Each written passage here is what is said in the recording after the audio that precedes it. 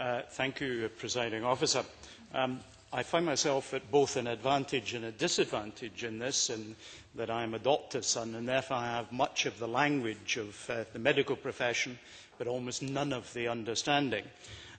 That, as my father once said, was a perfect fit for politics because one was a plausible ignoramus. The registration system that we have today, of course, came into operation in 1855, and for many years afterwards it was not uncommon, where a doctor was not reasonably to hand, that the cause of death would simply be shown on the certificate as doctor not present, or something similar. And as a person who for some 50 years has pursued genealogical studies, I've come across many instances of that, almost invariably on the islands. And of course the interesting thing is that 150 years on, we're still confronting the issues that are associated with sparsity and remoteness that are touched upon by this bill, as was the case 150 years ago. But of course we have come a very long way from what happened in 1855 and for some time afterwards. In particular, cremation is now a significant choice made by families. Even when my father became a GP in the 1940s, it was pretty much the exception. Now, of course, that was for some practical reasons, in that where he practiced in Cooper, there was not a crematorium particularly to hand. And in my constituency, where the crematoria are some distance away, it is less significant a part of funeral arrangements than it might be elsewhere. Now, of course, for my own part, I do hope to be cremated about a year after my death, because, like others in my family, I have left my wishes to be sent for medical research, and the arrangements are that the bits come together a year later and are cremated. So in my case, if I get my wish, and it's actually increasingly difficult for that wish to be delivered, I have to say, I will be most thoroughly examined post-mortem. And of course, like one or two others here, who perhaps arguably are in the last quarter of our lives, this is not a matter of philosophical debate, but a matter of practical concern.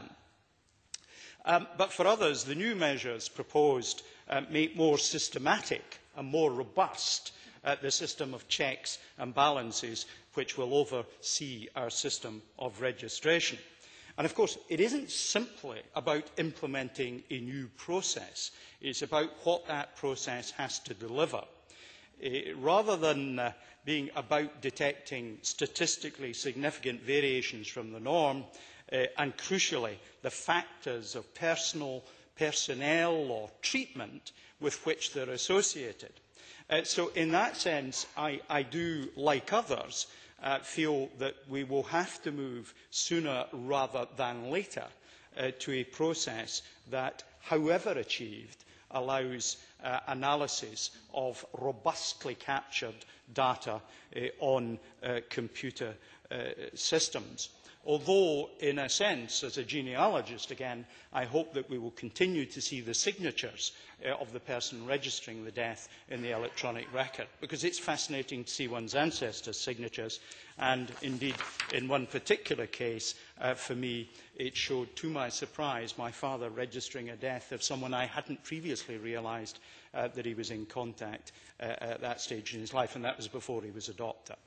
Now, of course, the Hippocratic Oath, in one of its variants, and I recognise there are many, includes the phrase, "I will neither prescribe nor administer a lethal dose of medicine to any patient, even if asked, nor counsel any such thing." Now, not all doctors take the Hippocratic Oath. I think it's diminishing in importance, perhaps, but it does, after a period of 2,000 plus years, capture something very important about the relationship between doctors and their patients. Because above all, the ignoramus that is the general public in relation to medical matters is placing an immense trust in doctors.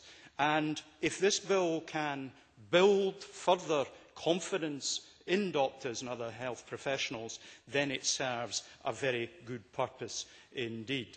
What we do in this bill simply must address that issue. Now, when I was a trainee nurse some 47 years ago now, it's quite alarming how long ago it was, if someone in our ward was expected to die, and we were the ward where essentially they came to, they did so. We didn't necessarily then wait for a doctor before laying out and moving the remains to the mortuary.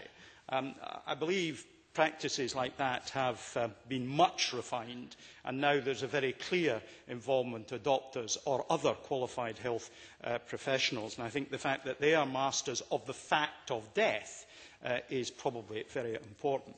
Now, let me just talk about statistics and inspection.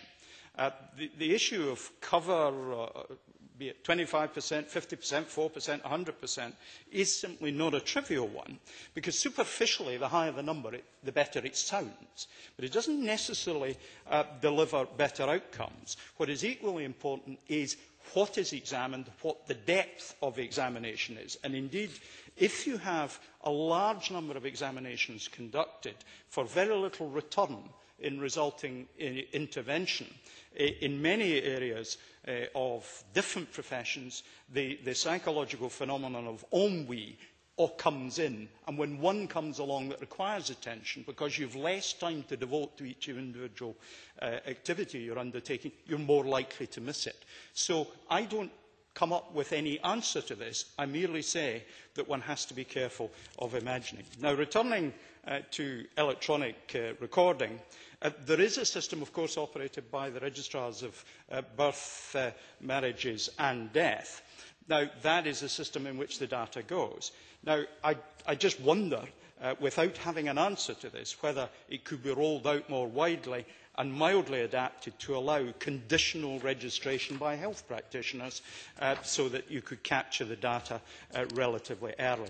There may be things like that, but I often know that it is quite difficult to adapt computer systems. And speaking of errors, it's remarkably easy to make some errors, because when my mother died in 1984, I registered her death and I forgot what her father's name and put her grandfather's name on the death certificate by accident. Now, I had not known my grandparents, so they were not people familiar to me.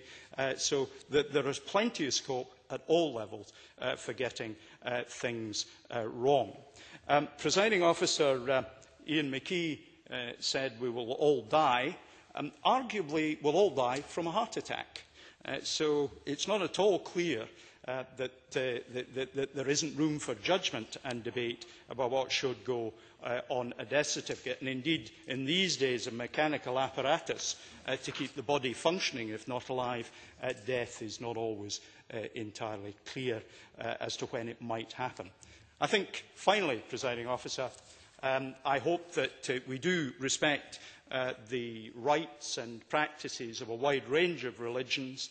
I'm sure that we'll manage to do that, and I very much support this bill.